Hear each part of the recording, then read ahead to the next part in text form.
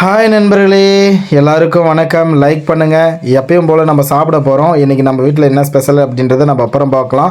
அதுக்கு முன்னாடி ஒரு விஷயம் நான் சொல்லிக்க ஆசைப்பட்றேன். சின்ன வாழை இலையில் சாப்பிட்டு போர் அடிச்சிருச்சு. ஒரு பெரிய வாழை இலையில் சாப்பிட்லாம் அப்படின்னு சொல்லிட்டு நானும் பெரிய வாழை இலை நம்ம மரத்துலேயே அறுத்துட்டேன். என்ன வாழை மரம்னு பார்த்தீங்கன்னா செவ்வாழை மரம் தான். செவ்வாழை இலையில் நான் சாப்பிட்டுக்கிட்டு இருக்கேன் ஃப்ரெண்ட்ஸ். ரொம்பவே அற்புதமாக இருக்குது பார்க்கவே. இந்த வாழை இலையில் கிட்டத்தட்ட 10 பேர் உட்காந்து சாப்பிட்லாம், அவ்வளோ பெரிய வாழை இலை. ஆனால் எனக்கு தனியாகவே ஒரு வாழை இலை கிடைச்சிருச்சு. மரத்தில் அப்படி பார்க்கவே அழகாக இருந்துச்சு. அதை தான் அறுத்து எடுத்து வச்சு சாப்பிட்றேன்.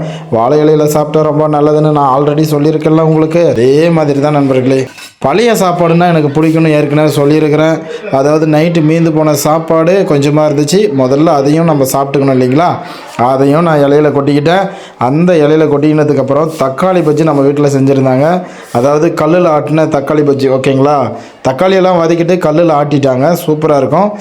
வாவ் நண்பர்களே, வாசனை வேறு லெவல் நண்பர்களே. ஓகே, நம்ம அப்படியே சாப்பிட்ருவோம். டேஸ்ட் அருமையாக இருக்குது ஃப்ரெண்ட்ஸ். அதாவது பார்த்திங்கன்னா கல்லில் அரைச்ச தக்காளி பஜ்ஜி சூப்பராக இருக்குது டேஸ்ட்டு. ஓகே, இந்த சாப்பாடு நம்ம சாப்பிட்டு முடிக்கலாம் சீக்கிரமாக.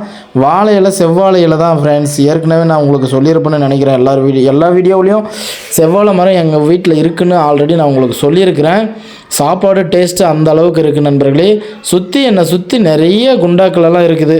அது வந்து பார்த்திங்கன்னா என்னென்ன சாப்பாடு இருக்குது அப்படின்றத நம்ம வந்து பார்த்திங்கன்னா சாப்பிட்டதுக்கப்புறம், இதை சாப்பிட்டு முடிச்சதுக்கப்புறம் அடுத்து என்ன சாப்பாடு வச்சுருக்காங்கன்றதை நான் உங்களுக்கு சொல்கிறேன். அது வரைக்கும் நீங்கள் நம்ம வீடியோவை ஃபுல்லாக பாருங்கள். அப்போ தான் உங்களுக்கு வந்து ஸ்கிப் பண்ணாமல் பாருங்கள் நண்பர்களே. அப்போ தான் என்னென்ன சாப்பாடு வச்சு நான் சாப்பிட்றேன் அப்படின்றது உங்களுக்கு புரியும். இந்த சாப்பிட்ற வீடியோ, சமையல் வீடியோலாம் உங்களுக்கு பிடிச்சிருந்தா லைக் பண்ணுங்கள். ஏற்கனவே நான் சொல்லியிருக்கிறேன், ஒரு வாய் சாப்பிட்டாவே எனக்கு தொண்டை பிடிக்கும்னு சொல்லி. ஆனால் இப்போ கொஞ்சம் ஓரளவுக்கு சுமாராகி வந்துட்டேன் நண்பர்களே. ஒரு 10 வாய்க்கு அப்புறமா தான் நண்பர்களே இப்போ வந்து பார்த்திங்கன்னா எனக்கு தொண்டை பிடிக்குது. ஃபஸ்ட்டெல்லாம் ஒரே வாய். நண்பர்களே, அடுத்து பார்த்திங்கன்னா தோசை. சும்மா அழகாக ரவுண்டாக மெலிசாக தோசை சுட்டு வச்சுருக்காங்க. ஓகே, இதையும் நம்ம சாப்பிட்றோம் நண்பர்களே. அதே சட்னி தான், ஓகேங்களா. இந்த குண்டாவில் என்ன இருக்குது அது அப்புறமா நம்ம பார்த்துக்கலாம். முதல்ல அந்த குண்டாவில் இருக்கிறது தோசை. வாங்க எல்லோரும் சாப்பிடுவீங்க நண்பர்களே. உங்களை சாப்பிடாமலே நான் இவ்வளோ நேரம் பேசி நிறுத்திட்டேன். எல்லோரும் வாங்க நண்பர்களே, சாப்பிடுவீங்க. உங்களுக்கெல்லாம் காலையில் என்னென்ன சாப்பாடு சாப்பிட்றீங்கன்னு கமெண்டில் சொல்லுங்கள். உங்கள் வீட்டிலலாம் ஸ்பெஷல் என்ன செய்வாங்கன்றதையும் கமெண்டில் சொல்லுங்கள் நண்பர்களே. நம்ம வீட்டில் பார்த்திங்கன்னா தோசை வந்து பார்த்திங்கன்னா வாரத்தில் ஒரு நாள் இல்லைன்னா 3 வாரத்துக்கு ஒரு வச்சு தான் தோசை.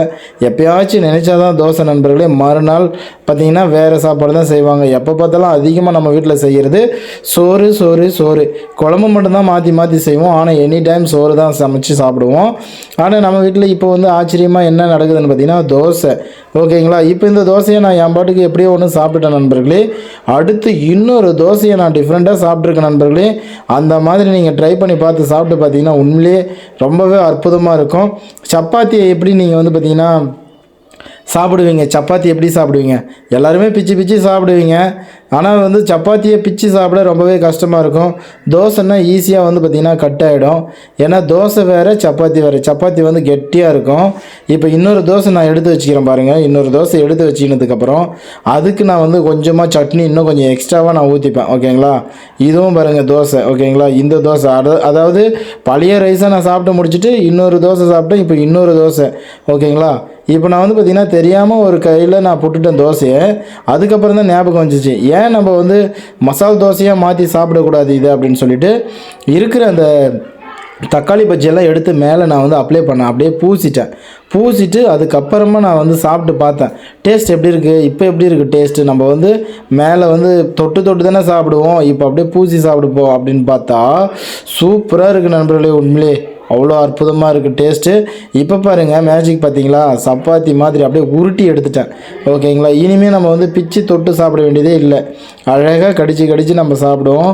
சாப்பிட்றதுக்கு அவ்வளோ அற்புதமாக இருந்துச்சு நண்பர்களே. நீங்களும் இந்த மாதிரி தோசை மேலே மசாலாலாம் தடவிட்டு உருட்டி அதை வந்து நீங்கள் கடித்து சாப்பிட்டு பாருங்களேன். டேஸ்ட் வேறு லெவலாக இருக்கும் நண்பர்களே, ஓகேங்களா. இந்த சமையல் வீடியோலாம் உங்களுக்கு பிடிச்சிருந்தா, சாப்பிட்ற வீடியோ பிடிச்சிருந்தா லைக் பண்ணுங்கள் நண்பர்களே. சப்போர்ட் பண்ணுங்கள் நம்ம சேனலுக்கு. ஊஞ்சல் தொட்டி சேனல் உங்களை அன்புடன் பண்புடன் பாசத்துடன் வருக என வரவேற்கிறது நண்பர்களே. இந்த சேனல் உங்களுக்காகவே படைக்கப்பட்ட ஒரு அற்புதமான ஒரு சேனல். எல்லோரும் சப்போர்ட் பண்ணுவீங்கன்னு நம்புகிறேன் நண்பர்களே. ஊஞ்சல் தொட்டி சேனலுக்கு சப்ஸ்கிரைபர் பண்ணி, ஷேர் பண்ணி, லைக் பண்ணி, கமெண்ட் பண்ணி இந்த வீடியோவுக்கு ஆதரவு கொடுங்க நண்பர்களே. அவ்வளோதான் நண்பர்களே, சாப்பிட்டு முடிச்சாச்சு. மீண்டும் அடுத்த வீடியோவில் நான் உங்களை சந்திக்கிறேன். உங்களிடமிருந்து விடை பெறுவது உங்கள் ஊஞ்சல் தொட்டி ஜான்.